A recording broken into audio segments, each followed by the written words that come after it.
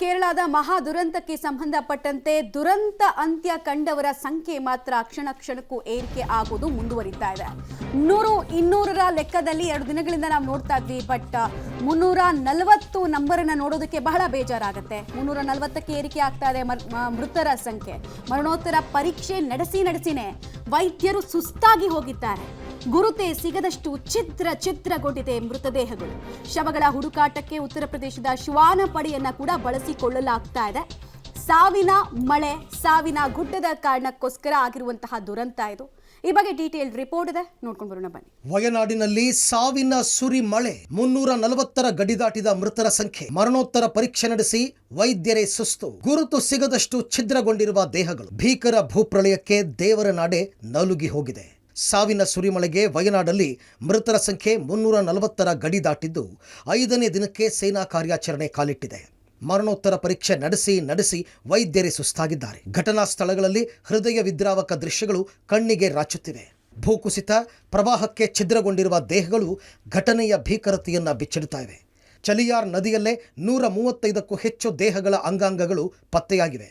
ಯಾರ ದೇಹ ಯಾರದ್ದು ಅನ್ನೋದೇ ತಿಳಿಯದಂತಹ ಪರಿಸ್ಥಿತಿ. ಪ್ರವಾಹದ ರಭಸಕ್ಕೆ ದೇಹಗಳು ನಜ್ಜುಗುಜ್ಜಾಗಿ ಹೋಗಿವೆ. ರುಂಡ ಮುಂಡವಿಲ್ಲದ ದೇಹಗಳು ನದಿಯಲ್ಲಿ ತೇಲಿ ಬರುತ್ತಿವೆ. ದುರಂತ ಸ್ಥಳದ ಒಂದೊಂದು ದೃಶ್ಯಗಳು ಕಣ್ಣೀರು ತರಿಸುತ್ತೆ. ವಯನಾಡಿನ ಚೂರಲ್ಮಲೈನಲ್ಲಿ 5ನೇ ದಿನದ ಶವಗಳ ಹುಡುಕುವ ಕಾರ್ಯಾಚರಣೆ ಆರಂಭವಾಗ್ತಾ ಇದೆ. ನೀವೀಗ ಗಮನಿಸ್ತಾ ಇದ್ದೀರಿ, ಇವತ್ತು ಬೆಳಗ್ಗೆ 5ನೇ ದಿನದ ಕಾರ್ಯಾಚರಣೆಯನ್ನು NDRF ತಂಡದವರು ಶುರು ಮಾಡ್ತಾ ಇದ್ದಾರೆ. NDRF ತಂಡದವರ ಜೊತೆಗೆ ಸ್ಥಳೀಯ ಸ್ವಯಂ ಸೇವಾ ಸಂಸ್ಥೆಗಳವರು, ಜೊತೆಗೆ ಸೇನೆಯವರು ಎಲ್ಲರೂ ಕೂಡ ಜೊತೆ ಆಗ್ತಾ ಇದ್ದಾರೆ.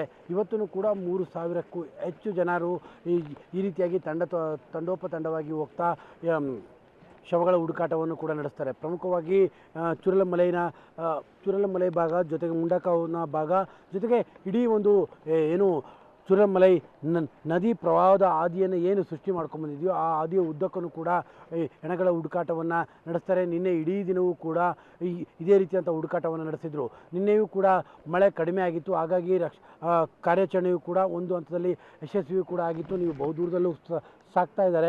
5ನೇ ದಿನವೂ ಶವಗಳ ಹುಡುಕಾಟ ಕಾರ್ಯಾಚರಣೆಯಲ್ಲಿ 3000 ಮಂದಿ ಭಾಗ. ಮುಂಡಕ್ಕೈ ಚೂರಲ್ಮಲಾದಲ್ಲಿ ಸೇನಾ ಕಾರ್ಯಾಚರಣೆ 5ನೇ ದಿನಕ್ಕೆ ಕಾಲಿಟ್ಟಿದ್ದು ಇವತ್ತು ಕೂಡ 3000 ಜನರು ಶವಗಳ ಹುಡುಕಾಟದಲ್ಲಿ ತೊಡಗಿದ್ದಾರೆ. ಬಂಡೆಗಳ ಕೆಳಗೆ ಕೆಸರು, ಕಾಡಿನ ಅಂಚಿನಲ್ಲಿ ಶೋಧ ನಡೆಸ್ತಾ ಇದ್ದು 50ಕ್ಕೂ ಹೆಚ್ಚು JCBಗಳು ಕಾರ್ಯಾಚರಣೆಗೆ ಇಳಿದಿವೆ.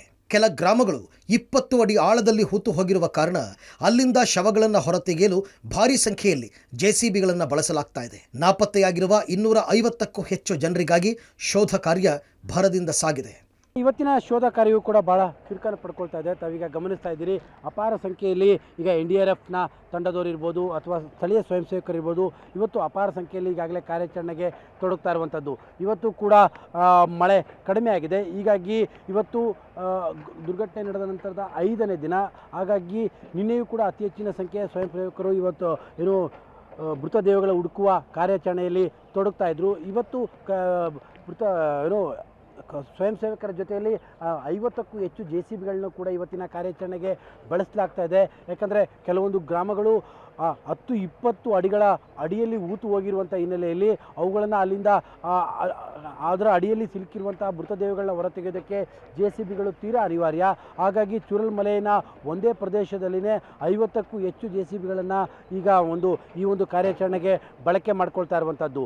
ಶವಗಳ ಶೋಧಕ್ಕೆ ಶ್ವಾನಪಡೆ 30 ಶವ ಪತ್ತೆ ಹಚ್ಚಿರುವ ಡಿಕ್ಸಿ. ಇನ್ನು ದುರಂತ ಸ್ಥಳ ಚೂರಲ್ಮಲೈ ಭಾಗದಲ್ಲಿ ಉತ್ತರ ಪ್ರದೇಶದ ಮೇರಟ್ನಿಂದ ಬಂದಿರುವ ಶ್ವಾನಗಳು ಮೃತದೇಹಗಳ ಹುಡುಕಾಟದಲ್ಲಿ ತೊಡಗಿ ಈಗಾಗಲೇ 30 ಶವಗಳನ್ನು ಪತ್ತೆ ಹಚ್ಚಿದ್ದು ಟಿಕ್ಸಿ ಹೆಸರಿನ ನಾಯಿ ಇದಕ್ಕೆ ಎಕ್ಸ್ಪರ್ಟ್. ಈ ಮಧ್ಯೆ ಮುಂಡಕ್ಕೈ ಗ್ರಾಮಕ್ಕೆ ನಟ ಹಾಗೂ ಸೇನಾಧಿಕಾರಿ ಮೋಹನ್ ಲಾಲ್ ಭೇಟಿ ನೀಡಿ ದುರಂತ ಸ್ಥಳ ವೀಕ್ಷಿಸಿದರು. ಚೂರಲ್ಮಲೆಯಲ್ಲಿ ನಡೀತಾ ಇರುವಂತಹ ಶವಗಳ ಹುಡುಕುವ ಕಾರ್ಯಾಚರಣೆಯಲ್ಲಿ ಶ್ವಾನಗಳ ಪಾತ್ರವೂ ಕೂಡ ಬಹಳ ದೊಡ್ಡದಿದೆ.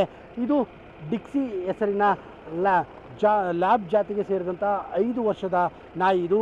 ಈ ನಾಯಿಯು ಒಟ್ಟು ಇದುವರೆಗೂ 30ಕ್ಕೂ ಹೆಚ್ಚು ಮೃತದೇಹಗಳನ್ನು ಪತ್ತೆ ಹಚ್ಚಿದೆ. ನೀವೀಗ ಗಮನಿಸ್ತಾ ಇರುವಂಥದ್ದು ಈ ಲ್ಯಾಬ್ ನಾಯಿಗೆ ಒಟ್ಟು ಇದಕ್ಕೆ 5 ವರ್ಷ. ಈ ಥರದ ಒಟ್ಟು 3 ನಾಯಿಗಳು ಉತ್ತರ ಪ್ರದೇಶದ ಮೇರಟ್ನ ಭಾಗದಿಂದ ಬಂದಿರುವಂಥದ್ದು.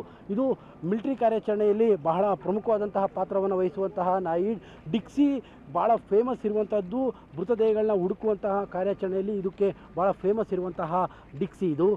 ಒಟ್ಟು ಇದುವರೆಗೂ 30ಕ್ಕೂ ಹೆಚ್ಚು ಮೃತದೇಹಗಳನ್ನು ಇದು ಪತ್ತೆ ಹಚ್ಚಿದೆ. ಯಾಕಂದರೆ ಮಣ್ಣಿನಲ್ಲಿ ಹೂತು ಹೋಗಿರುವಂತಹ ಒಂದು ಶವಗಳನ್ನ ಪತ್ತೆ ಹಚ್ಚುವುದರಲ್ಲಿ ಇದು ಬಹಳ ಎಕ್ಸ್ಪರ್ಟ್ ಆದಂತಹ ನಾಯಿ ಇದು. ಕೇರಳದ ವಯನಾಡಿನಲ್ಲಿ ಭಯಾನಕ ಭೂಕುಸಿತ ಸಂಭವಿಸಿ 5 ದಿನವಾದರೂ ಸಾವಿನ ಕೇಕೆ, ಸಂತ್ರಸ್ತರ ಆಕ್ರಂದನ ನಿಂತಿಲ್ಲ.